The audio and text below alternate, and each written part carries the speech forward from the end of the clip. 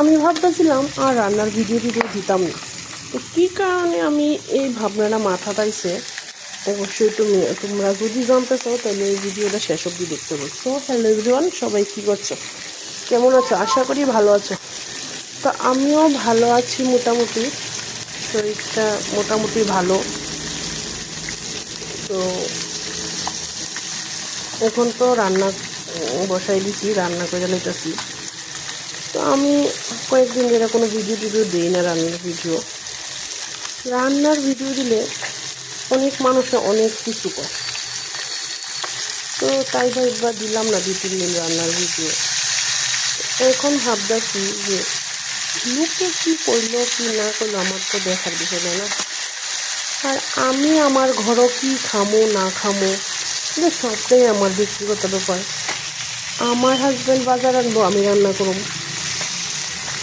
তো আমি ভালো খাই কি খারাপ খাই এটা আমরাই বুঝে নিব না, মানুষের যা কী কর।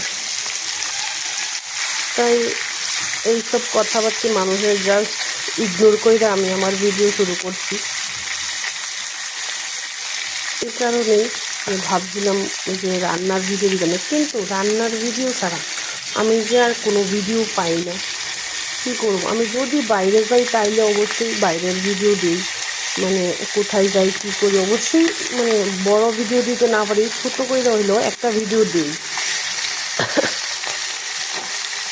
তো এই কারণ মানুষে কোক না কইলে কি হয়েছে, মানুষের কথা মানুষের করতে থাক, এটাই আর কি। তো আমি আজকে রান্না করে মাছ আইনা লাইছি, মাছ দিয়া আর কি রান্না করবো। এই দেখো বরমশাই নিয়ে আইছে সজনে ডাঁটা, ফার্স্ট টাইম আনছে। তো ইডি দিয়া টমেটো দিয়া আলু দিয়া ঝোল কইরালামু, আর কইরালামু এগুলি আনছিল কালকে পকোড়া খাওয়ার লেগে। তো এগুলোই তাড়াতাড়ি কইরা দেব। মাছটার সাথে অনেকটা ডিম হইছে, সরি তেল, মাছের তেল ভুলে ডিম করে লাইছে। তো এটা কী করুম ভাবতেছি। তো টাটা, দেখতে থাকো।